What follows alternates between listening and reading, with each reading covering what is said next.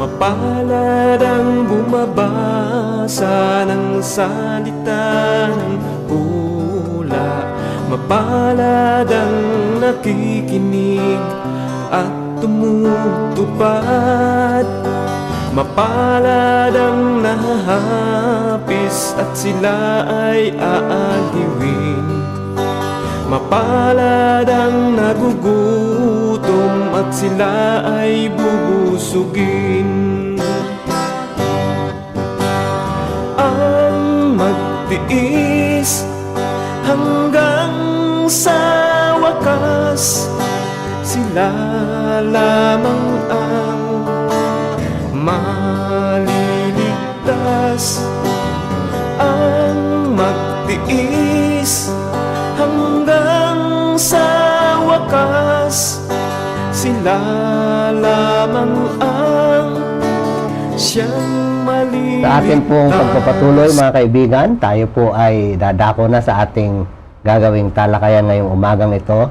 At ang maghahatid po sa atin ng may patungkol dito sa allergic rhinitis in children ay walang iba po kundi ang ating ina ng Lifestyle Medicine Department at isa pong espesyalista sa immunology at sa allergy.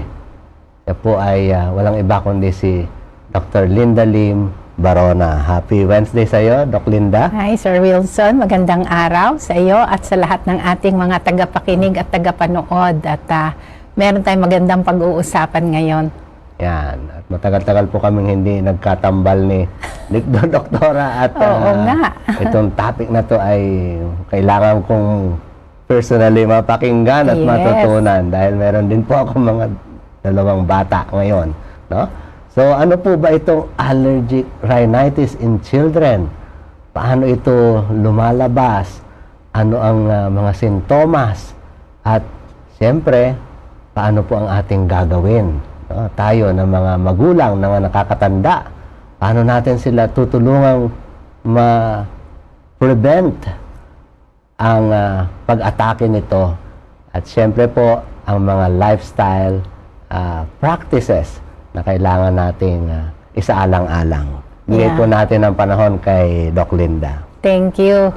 Tanong ko lang, Sir Wilson, ikaw ba'y meron simptomas ng allergic rhinitis? Ako po ay ano yan? Medyo. Medyo. Okay, so... Simulat sa pool. Okay. So, talagang confirm. Kasi, yun ang tanong dyan kung namamana ba ito, di ba? Sabi mo nga, meron kang mga bata, mga anak na maliliit. Kung sila ba ay posibleng magkaroon ng allergic rhinitis dahil ikaw ay mayroong allergic rhinitis. Kaya, yan ang ating pag-uusapan, ano? At ano ba yung allergic rhinitis? Yung rhinitis na salita ay rhino, di ba? Rhinoceros. Ilong. Kasi mahaba yung ilong ng rhinoceros. So, yung rhino, tapos may itis sa dulo na inflamed. So, yung allergic rhinitis ay nai-inflame yung ilong dahil sa allergy, no? At yun namang allergy ay dahil sa merong mga nagtitrigger. Kaya yon ang nangyayari, no? At saka makikita natin dito sa ating diagram, di ba? Yung allergic rhinitis, namamaga yung loob ng ilong dahil dun sa pag-trigger sa kanya ng mga allergens. Okay? At so, ano ba ang mga symptoms na karaniwan na nakikita sa allergic rhinitis, no? Siyempre, yung unang-una, yung pangangati ng ilong. Tapos, yung mata. Minsan, pati tenga, lalo na sa bata. Kasi yung pong ilong ng mga bata at saka yung kanilang tenga ay mas magkalapit, no? Yung kanilang connection. Kaya nangangati ang kanilang mga tenga. At ganun din yung mata kung merong allergic conjunctivitis. Tapos, yung pagbabahin. Yan, ang mga pinakakaraniwan. Pangangati ng ilong, pagbabahin. Tapos, yung pagka ito'y chronic na or talagang paulit-ulit, namamagana rin at nagkakaroon ng pagbabara. Congestion yun, ano? Tapos ito yung runny nose, ang isa. No? Actually, yan ang medyo mahirap sa kanila. Lagi silang may daladalang toilet paper or may dalang tissue paper or laging may hawak na panyolito or tuwalya. Tapos meron yung post-nasal drip.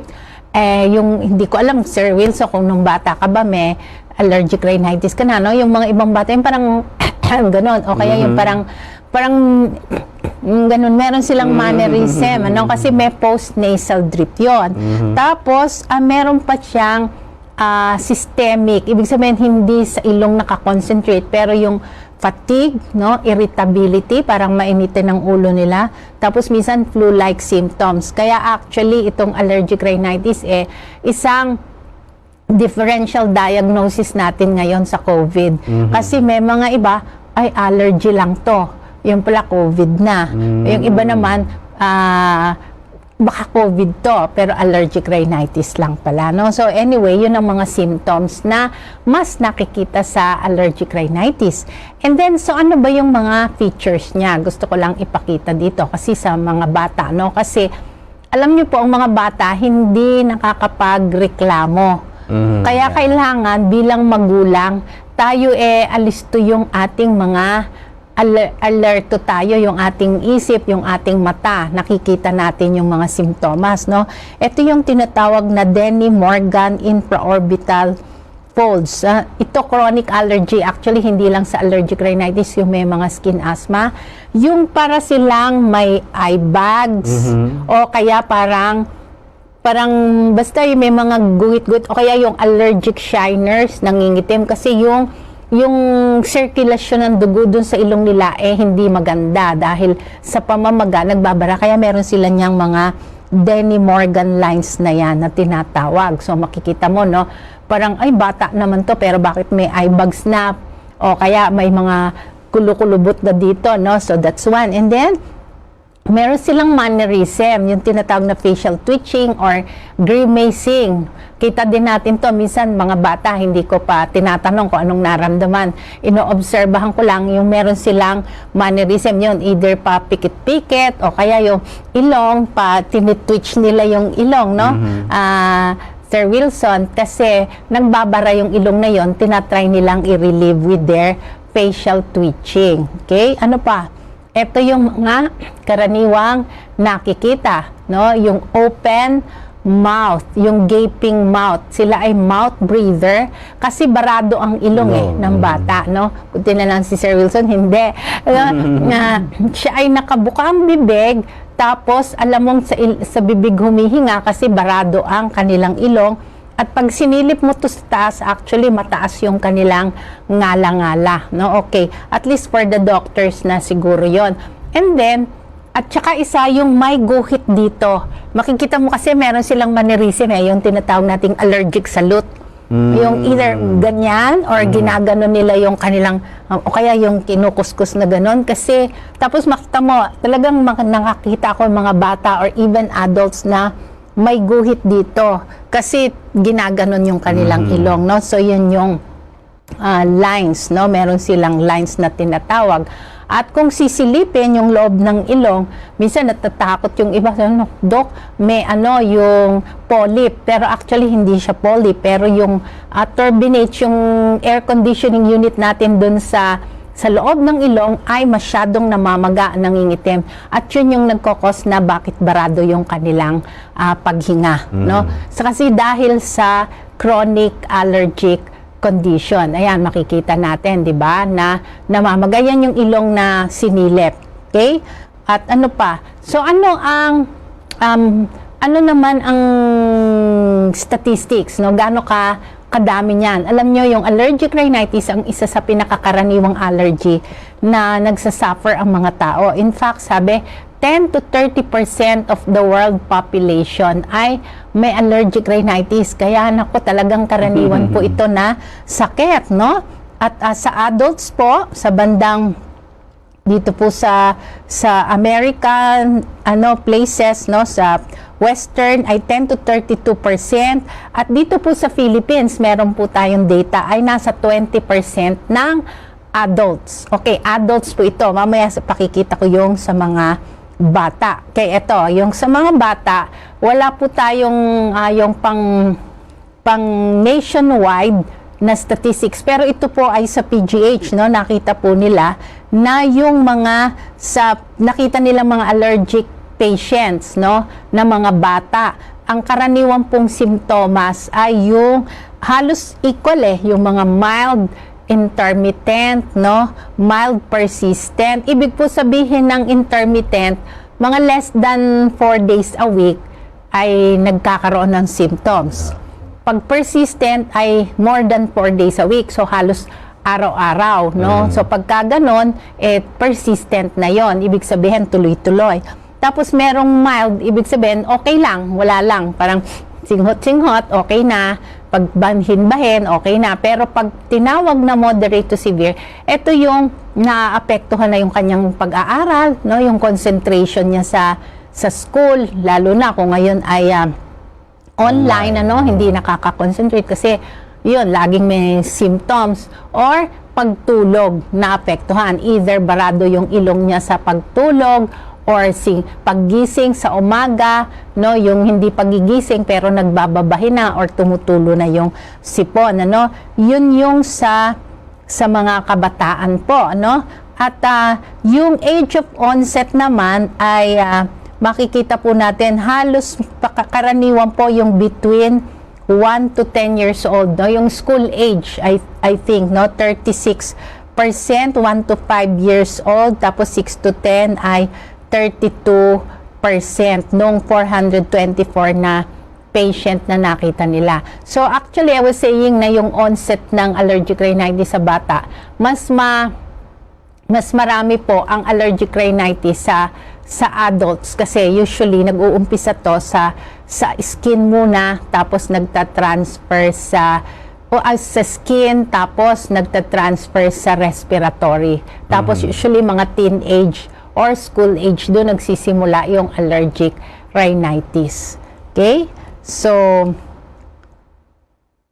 ngayon ito namang productivity, no? Ang meron akong data is about adults. So, kung may mga adults po tayong nakikinig. And this is similar sa school productivity na rin ng mga bata, no? Ito yung allergies in the Asia Pacific. Tiningnan po nila yung mga bansa ng nasa Asia Pacific, kasama po dyan ng Philippines. Ito makikita po natin, ano, ay ito pong mga bansa na to, Australia, China, Korea, Hong Kong, Malaysia, Philippines, Singapore, Taiwan, Vietnam, ano. At yung sa kaliwa, yung kauna-unahan, yan po yung lahat ng mga bansa pinagsama. Pagka po walang symptoms ng allergic rhinitis, very productive sila. So let's say pati sa school, no, sa physical activity, very productive. Pero pagka sumumpong ang kanilang allergic rhinitis at their worst ang kanilang symptoms, bumababa ng 30% ang kanilang productivity. Ibig sabihin, ano, 1/3 yung kanilang pagiging productive ay naaapektuhan. Kaya talagang medyo matindi rin ito. Hindi ito yung klase ng mga sakit na mako-confine ka sa bed or yung ikakamatay, pero yung everyday living ay naaapektuhan ng allergic rhinitis. Okay, so meron tayong data dito for adults and children. How are their sleep affected? Okay, so isang natin yan, basihan kung matindi ba yung allergic rhinitis. At dito po sa allergies in the Asia Pacific, both adults and children, tiningnan po nila. So, yung mga nasa left ay adults, yung nasa kanan ay children. Alam nyo, ito ang kanilang mga complaints, yung difficulty of falling asleep, okay? Tapos, yung waking up during the night, at saka lack of good night sleep. Makita po natin, ang taas, no? Almost 60 to 70% nitong mga na-survey nila naaapektuhan ang kanilang pagtulog. Kaya talagang matindi, di ba, Sir Wilson? Opo. Naalala ko po nung ako'y bata pa. At ito lately na lang na dahil po sa inyo rin, ano? Yung electric fan. Ayan. Gusto ko kasi nung bata na nakakulambo po kami noon. Tapos may electric fan. Dapat kung saan yung electric fan, nandun dapat yung ulo ko. Ayaw kong hindi natututukan. And yun din pala ang nagpapahirap sa akin. Yes, tama. No? Kasi talagang Yung meron kasing isang klase ng rhinitis, yung vasomotor, pag nakatapat sa electric fan or sa aircon, yung namamaga yon, no? Or kung allergic ka, syempre kung yung electric fan, dala-dala yung hangin na nandyan yung mga allergens, no? Apektado rin, no? Okay. What else? Yung sinasabi ko kanina, hindi lamang yung specific place ng ilong ang naaapektuhan, pero the whole person is affected kasi dito sa survey na ginawa ng allergies in the Asia Pacific ay both adults and children, ha? Ito about sa depressed, no? They feel depressed because of their allergies. 40% sa adult, 34% sa mga kabataan. Tapos they feel tired, almost 50%, 64 to 51%, no? At they also feel miserable. Yan ang mga nararamdaman nila. May mga pasyente ko sabi lang, naku, ganito pala yung buhay nila, miserable. Pero pag gumaling sila, ay hindi nila alam ganun pala yung buhay ng normal, no? Kaya sabi nila, yung allergic rhinitis is something na yung buhay ng mga nagsasuffer ay miserable. Yan, kasi dahil nga dyan sa kanilang nararamdaman. So, what is the cause of allergic rhinitis? Of course, yan, yung sinabanggit ko, allergens, no? Ito yung sinasabi ko, they are usually harmless substances that we breathe which cause problems only in some people. So tayo, hindi, kung wala kang allergies, parang wala kang pake kung ano ba yung kwarto mo, kung malinis, kung yung paligid mo. Pero pag may allergy, ay para silang detector ng mga alikabok. No? May mga pasyente ako na ganun kahit hindi nila nakikita, alam na nilang may alikabok, may pusa, or whatever, dyan, may molds. No? Mga Dahil, sensitive, kumbaga, no? yes, sensitive sila sa allergens. Yes, oo. So, ano yung mga triggers, no? Kaya kanina, pinakita natin yung environment is medicine, ano? Kasi yung mga nasa kapaligiran natin ay ang pinakakaraniwang triggers ng allergic rhinitis rather than sa findings sila, rather than yung mga pagkain or yung mga tinetake natin, pero yung it's our environment ang nagtitrigger na mas madalas ng allergic rhinitis, no? Unang-una na dyan ang house dust mite. So, yung mga alikabok, no? Kung meron ka mga dust collector, kung may carpet, kung may mga stuffed toys, no? Siyempre, mga baby, may mga stuffed toys. Yon, kung heavy ang curtains, or marami kang mga borloloy, or mga kuning-kuning, yan. And then, yung pollens or of grasses, weeds, and trees, karaniwan din yan, ano? Kung madamo. Hindi yung mga flowering plants na inaalagaan kasi insect-pollinated, yung mga nililipad ng hangin. And then pets, yan, syempre, no, marami tayong mga pets. This can also cause allergies, cockroaches, I hope hindi natin yan pets, at yung molds, lalo na sabi mo kanina, tagtatag-ulan. Okay, so yun, maraming molds na pwedeng mabuo at this can trigger the allergens. Tsaka, pag pumasok, Sir Wilson, ng buwan ng bear, kasi June, July, August, tag-ulan. So, pag pumasok ang bear, yung mga damo na yan ay mamumulaklak na, di ba? Lalo na pag mga October, November, yung mga open fields, naku, yung mga kogon or yung talahib, makita mo yan po, pwede nang magsimula ang allergies, no? Yan, mga molds, okay? Kita natin, tsaka pollens and cockroaches. Okay, so ano ang risk factors? Ito, sino ba ang pwedeng mahawa? Okay, family history of atopy, kung may lahi.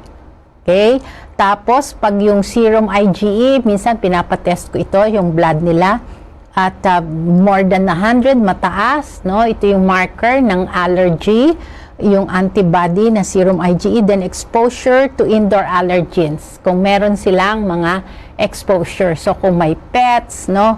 Kung maalikabok ba, kung sinong naglilinis, kung ang kanilang sopa ba ay cloth or parang yung, anong tawag dito, mabalahibo or leather ba. And then, kung may history ng eczema or meron din siyang mga allergies sa balat. And small family size. Alam mo, ano pong ibig sabihin nito? Small family nakakagulat size. na, no? Kasi yun daw, pagka daw yung pamilya malaki, mas na ano na, mas na-expose na yung bata sa ibang allergens. Pero kung maliit lang yung family size niya, wala siyang exposure. So, yung tolerance level niya hindi na de-develop. Kaya yun lang ang I think ito yung advantage na pag marami yung family no sa allergies. Okay. So yung family history, balikan natin gaano ka ano ba yon? Kalakas ang pagkakamana ng pag-develop ng allergies. Pag both parents are allergic, kung si Joy ba may allergy, ay nako meron kasi pasyente ko po yan, So if both parents are allergic, 40 to 60% chance na mamamana. Naku, meron na kayong papamana sa iyong mga anak. At sabi nila, it's between 60 to 80% pa nga pag pareho kayo ng allergies. Kunwari, pareho kayong asthma, gano'n, And then, if one of the parents is allergic, kung isa lang, it's for 20 to 40%. So, less than half.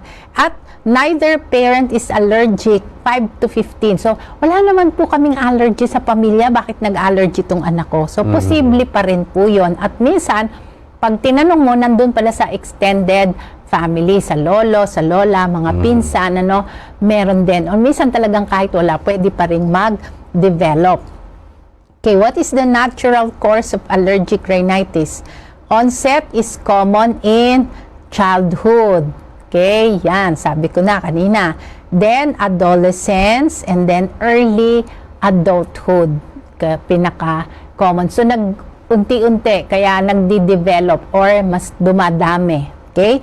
And then, yung older adults naman, minsan nagkakaroon din, pinakita ko kanina, 20% ng adults na sinurvey ay merong symptoms ng allergic rhinitis, pero usually medyo nawawala rin, nagwe-wane, and then it may develop din sa adulthood. So, ibig sabihin, pag yung bata may allergic rhinitis, pwedeng pag tumanda na, mawawala na, pero merong iba naman wala during their childhood, pero pag adulthood, lalabas, And it may persist at any age. So, ibig sabihin, hindi lang bata, kundi pati adult po ay naaapektuhan ng ating allergic rhinitis. Kaya, maganda po tayo ay maging alisto sa problema to dahil madali naman natin itong bigyan ng solusyon, Okay, may katanungan ka ba, Sir Wilson? Siguro po, i-reserve natin mamaya. Sige, okay. So, how do I know I have allergic rhinitis? Paano malalaman? Of course, unang-una, yung medical history. Naisabi ko na alam natin bilang parents or kung tayo mismo, alam natin yung history natin. Meron kayong ganitong symptoms, meron kayong ganitong nararamdaman, and then family history. And then, environmental history. Yon sa kapaligiran. Meron ba kayong mga triggers na alam? Or let's say, yun nga, electric fan. Hindi na nalinisan for the whole year. Or yung air conditioning, hindi nyo nalilinis regularly. Or you have a pet inside the house. So, pwede yan. Yung pet na yan, uupo sa sofa. Or yung mga nalalaglag din sa kanilang mga danders or balahibo, pwede pong kinakain niya ng house dust mite. At yun ay mas nag-trigger. And then, physical exam, of course, sa doctors na to, pag in-examine, and then diagnostic test. Ito yung time na kailangan ma-diagnose na sila kasi kailangan ma-identify, So, we can do that kami sa clinic, sa doctors, we do the skin testing for allergy or we can do the blood test. Okay. So, bakit naman kailangan magpa-skin test? Alam ko na namang may allergy ako. Kasi kailangan ma-confirm at ma-identify ang nag-trigger. Ito ay nilalagyan ng mga allergens, yung drops ng allergens, and then ito ay ini-scratch. At pag namula at namantal, ay yun na po, allergic po kayo doon. Bakit? Kasi ito po ay crucial na makita para ma-manage. Kasi yung mga iba, hindi sila aware kung ano yon. So, kung alam ka na, alam mo na, mas alam mo kung alin ang iyong iiwasan.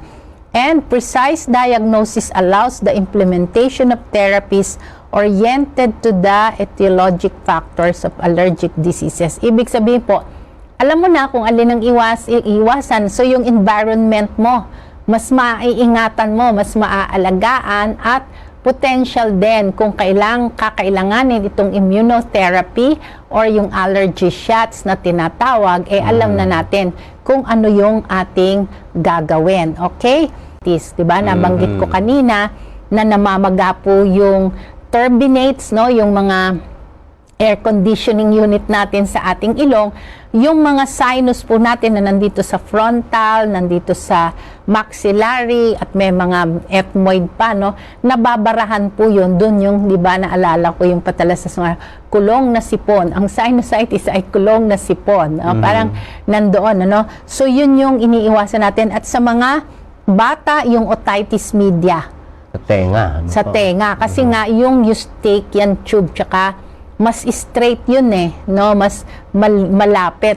Kita nyo po yung mga barado ang ilong, namimingis sila. So, pwedeng may tutulo na dun sa tenga, nagkaroon na rin ng infection.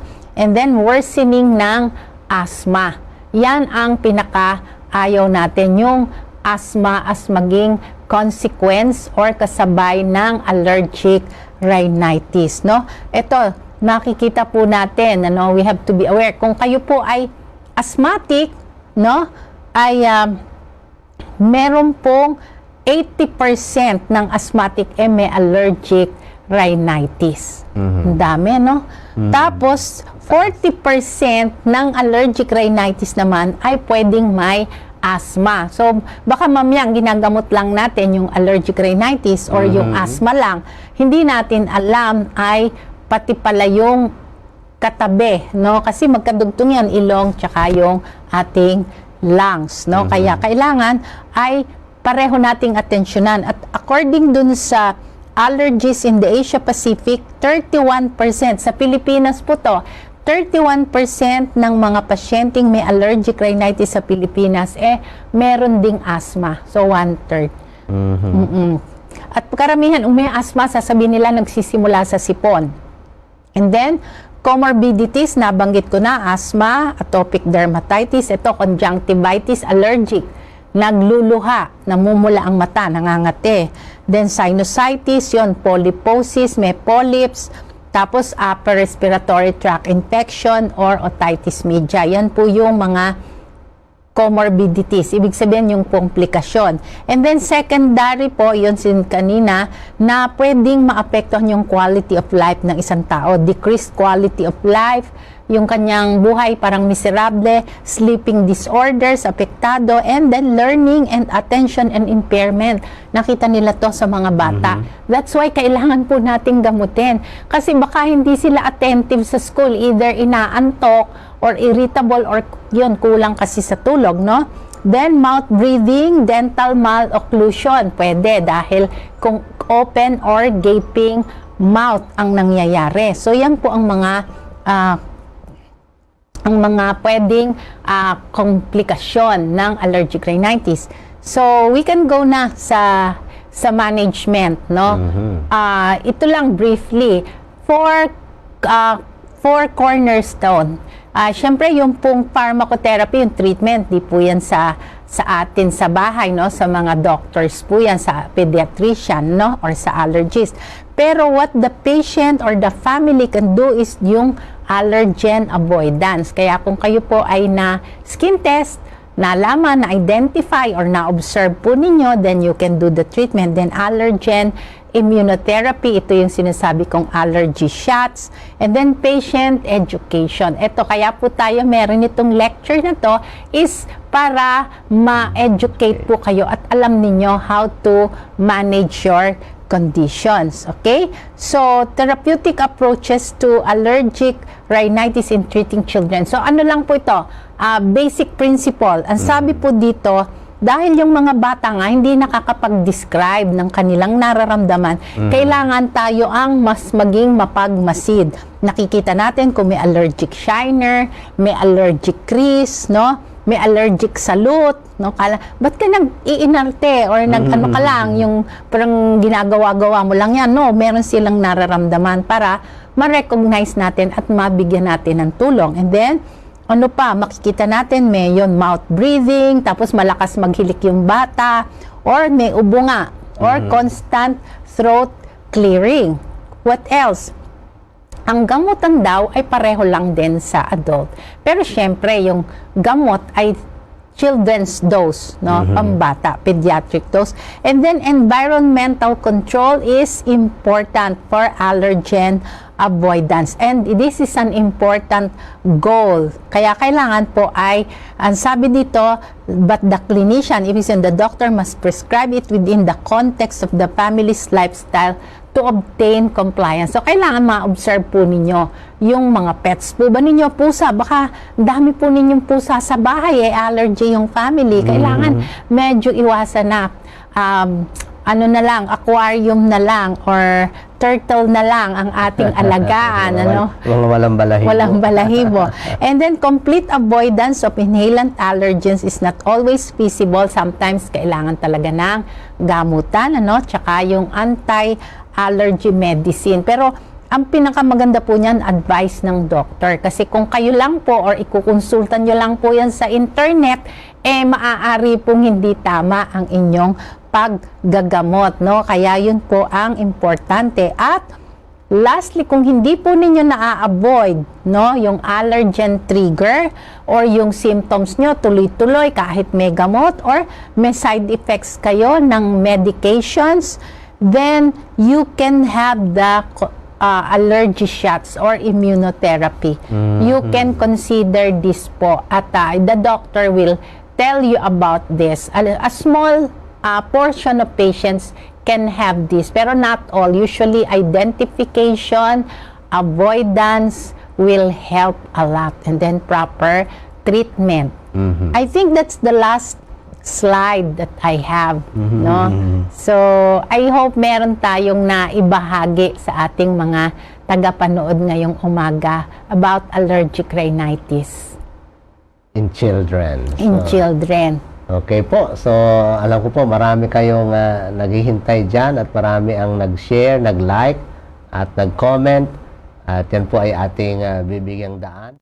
Mapalad ang bumabasa ng salita ng hula.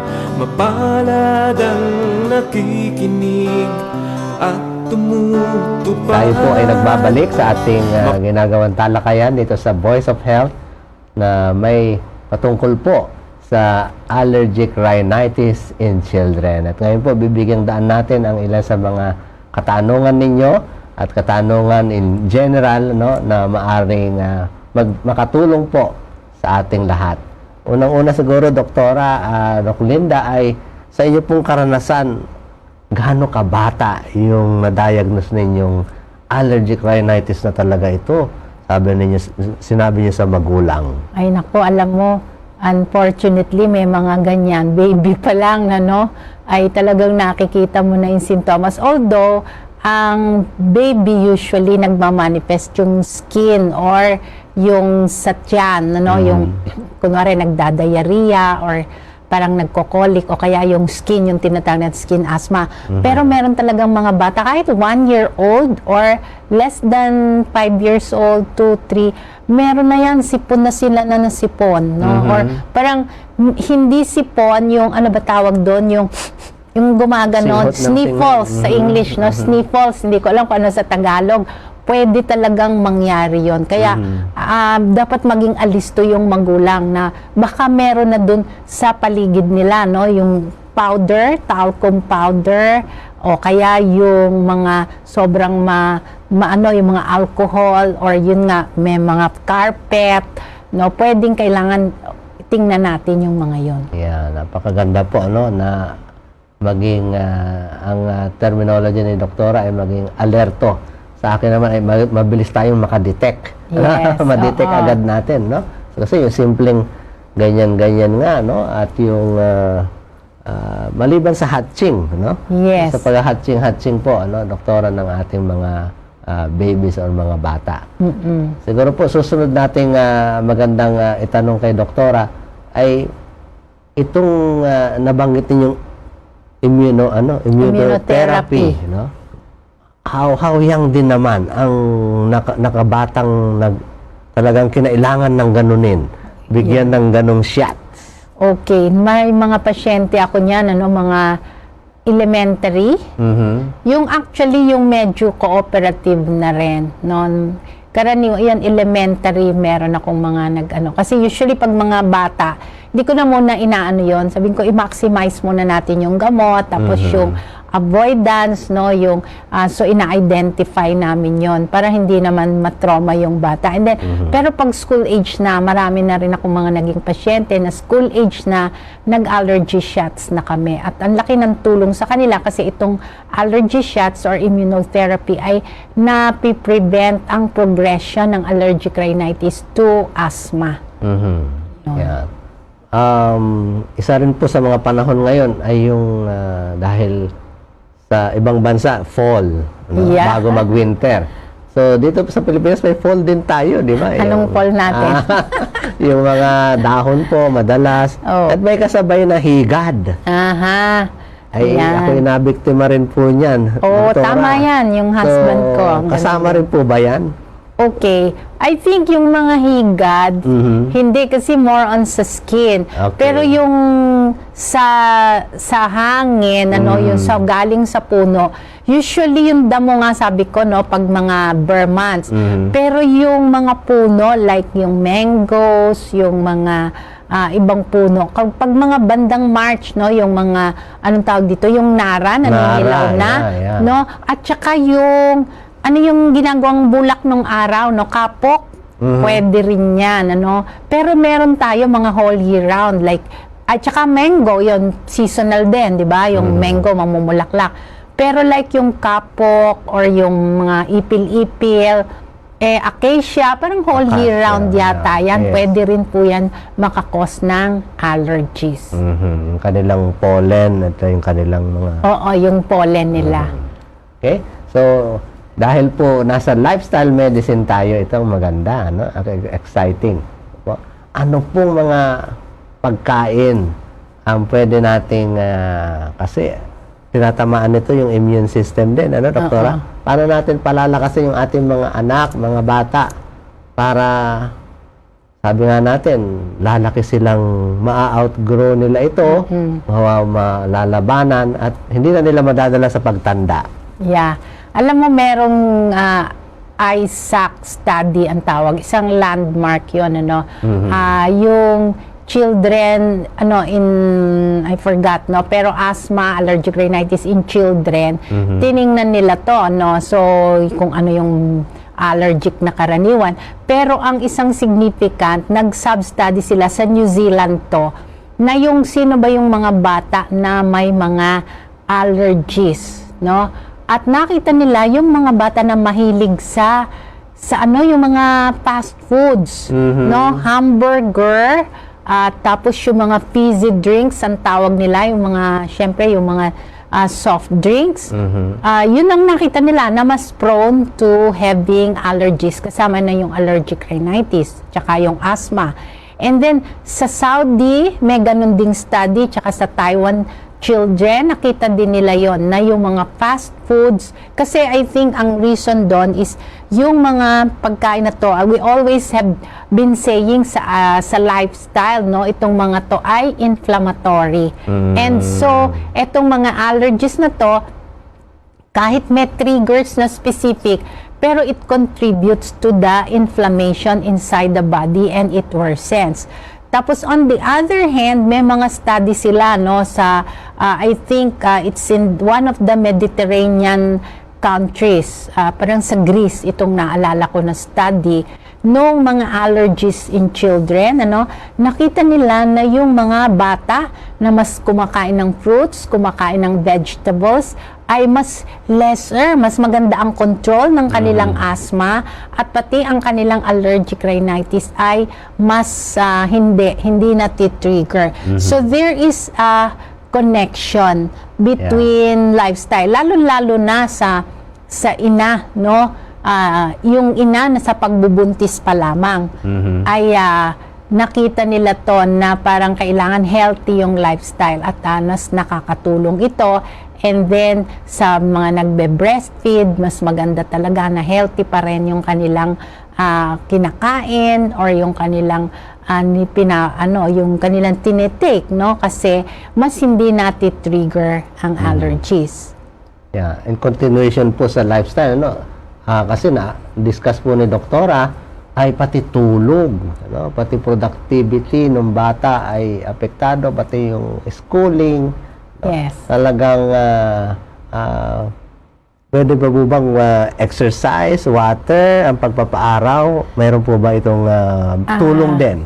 Yeah, tama. Buti nabanggit mo, no? Kasi ang nakita din nila na yung mga pagkulang sa vitamin D, ang mga tao or ang mga bata ay mas prone sa allergies. Or yun nga, actually, parang yung anaphylaxis nga, mas mataas yung chances, no? Pagkulang sa vitamin D, and we know this is from sunlight.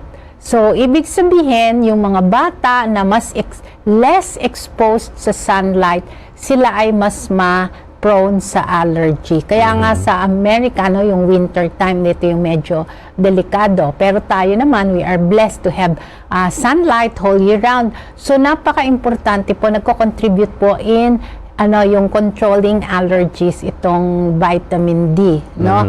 Tapos, ano pa yung environment, sleep. So, yung sleep din po, actually, may nakita po akong isang article na nakita nila better ang allergy control with a good sleep. And yun na nga po, kung kayo po ang mga bata po hindi pala maganda yung tulog kasi may allergy sila. So parang both ways, no? It works. Kaya kailangan ma-consider, baka naman kaya hindi maganda ang tulog ng bata kasi nga may allergy. Pero pag yung mga tao na maganda ang tulog, lesser yung attack ng allergy nila. And then, other question is exercise. Definitely po, exercise helps a lot in controlling yung allergies or lalo na sa mga may asthma. And then sa allergic rhinitis, yon maganda, mas active, mas less po yung chance na yung severe. Ngayon, kung nag-a-atake sila, kasi may mga pasyente ako na humihingi ng excuse, ano ba tawag doon, sa exemption sa PE. I give naman kung talagang nakita natin na bawal, pero temporary lang po yon during the time. Kasi ang importante po, gamutin. Kasi kailangan ng bata ang exercise para sila, physical activity, para siya ay mas malusog. Kaya hindi sila dapat i-deprive. Maliban na lang siguro kung like, ang activity nila cleaning ng pero ngayon wala naman na tayong cleaning ng pagwawalis. Oo, pagwawalis. Yun, medyo hindi muna until ma-treat sila. Napakaganda po. At lalo na kung hindi masyado ang activity ng bata at nasa loob ng bahay, nandun pala lahat yung allergen, di ba? Kaya po, kailangan ilabas-labas natin ang ating mga bata, paarawan, mayaang maglaro sa nature, no? At sa mga green, sa mga sa tabing dagat. Yes, tama. I think alam mo ang isang goal, Sir Wilson, sa allergy. Hindi natin dapat yung ating anak ay i-shield or parang nagiging crutch nila yung kanilang allergies, no? Hindi lamang po sa allergic rhinitis, pati yung may asthma or lalo na yung may skin asthma.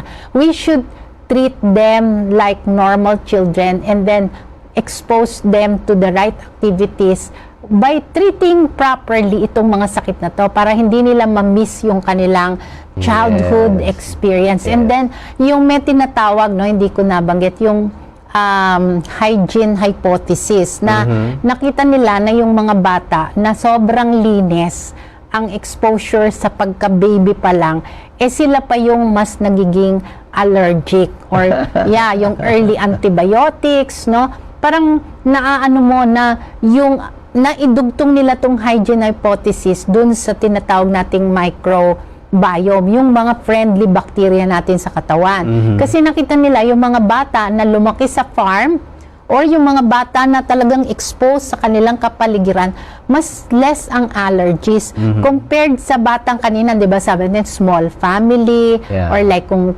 condo living or urban living, masyadong confined. So, hindi nakikilala ng kanilang immune system yung mga allergens. Kaya, kailangan ipakilala po natin yon unti-unti, hindi overwhelming. At dahil dyan sa hypothesis na yan, doktora, marami nang sasabi, buti pa yung mga bata sa lansangan, hindi nagkakasakit, hindi nagkaka-COVID, wala ka-allergy.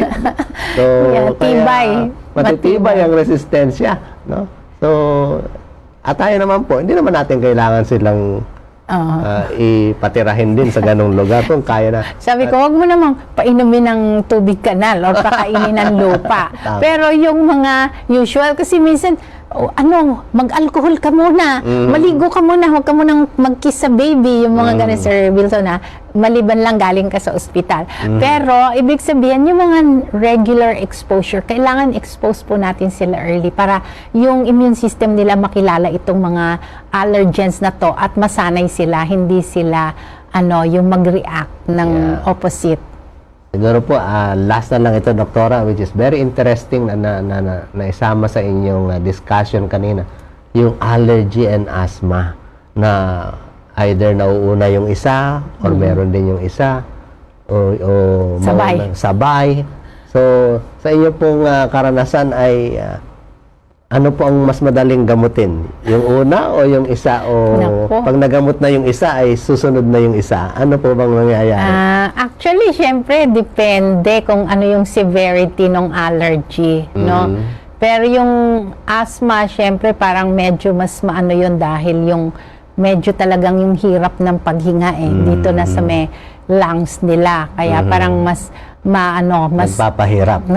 Mas hirap sila pag yung mga asthmatic. Yung allergic rhinitis, at least, kung barado yung ilong mo, huminga ka lang sa bibig. Pwede pa. Okay. Pero pag dito na sa daanan ng hininga, so I think yun ang mas mahirap. Kaya po, yung allergic rhinitis, kailangan gamutin natin, address kasi yun nga, nakita nila, it can progress to asthma pagka hindi na naalagaan or hindi nagamot ng tama. At ako po, sa aking personal na karanasan, sinusitis. Ayan. Ang naging matagal ko pong naging problema mula elementary, high school. Ngayon na lang, si doktora, ang aking doktor ay nawala na. Naranasan mo ba yun, Sir Wilson, yung miserable na buhay dahil dyan sa mga nararamdaman? Sa sinusitis po, na talagang nag-migraine ka na, sakit ng ulo, headache. At, nagtatrabaho po ako, nakaganyan na ako kasi masakit na ang ulo Hindi ka na makapagtrabaho ng maayos because of sinusitis dahil lang sa allergic rhinitis. Correct. Ano po? Siguro po, bago natin hilingan si doktora ng panalangin, ay bigyan tayo ng kaunting mga background to po sa ating magiging info session ngayong December 14 at siyempre yung ating batch 4 ngayong January na paparating. Alam mo, Sir Wilson, ngayon COVID, pandemic, tapos ang daming sakit, no? Yung tinatawag nating lifestyle diseases ay non-communicable diseases. Actually, allergy kasama non-communicable. Pero itong mga sakit na to ay pwede po nating gawaan ng paraan ma-prevent or kung tayo ay nagsasuffer na, malaki po ang maitutulong to arrest the condition or para mas maging maganda yung quality of life natin. And kung early pa itong mga sakit na to, it can even be reversed by proper lifestyle. Actually, yun ang ugat nitong mga sakit na to kung hindi tama ang ating lifestyle. So, when we have our lifestyle is medicine info session, we will tell you more about this or what can you learn or how you will be able to join. Ang isa kasing problema sa lifestyle, lifestyle nga, gawe, araw-araw, you don't know what to eat or you don't know how to prepare. So that's what we will do. We will teach you how to adapt, no? Hindi lang head knowledge, pero adapting to a healthy lifestyle. And yung susuriin natin, ano ba yung ugat, bakit ba ganito, or yung environment ninyo, what makes you behave or have this kind of lifestyle. At yan po ay mangyayari sa December 14. Yes, invited Yan po po ay- kayo. Just call our office o di kaya tingnan nyo po sa ating Facebook page na nandun po yan announcement para kayo maka-join. Yan. Maraming salamat po, Dr. Linda, sa inyong panahon at sa inyong mga ibinahagi sa ating talakayan ngayong umaga on allergic rhinitis in children. Hilingan po natin si Doktora ng isang pangwakas na panalangin. Tayo po ay manalangin. Salamat po, Panginoong Diyos, sa pagkakataon na kami ay magkaroon ng pag-uusapan tungkol sa allergic rhinitis at gayon din sa lifestyle. Lord, lahat po ng nanunood or manunood pa ng programang to or nagsasuffer sa mga karamdamang ito, please help them na sana po ay mapaglabanan, ma-address at magamot ng tama nang sa gayon ay ma-enjoy nila ang buhay na inyong ibinigay sa amin, sa inyong mga anak. Lord, please help each one na magkaroon ng peace of mind and comfort in body and full trust in you because we have our Lord, our God, our mediator, Jesus Christ, our Savior. And we ask all of this in Jesus' name. Amen. Amen. Amen. Maraming pong salamat sa inyong lahat. Mapalad ang bumabasa ng salita ng hula. Mapalad ang nakikinig at tumutupad. Mapalad ang nahahapis at sila ay aaliwin. Mapalad ang nagugutom at sila ay bubusugin.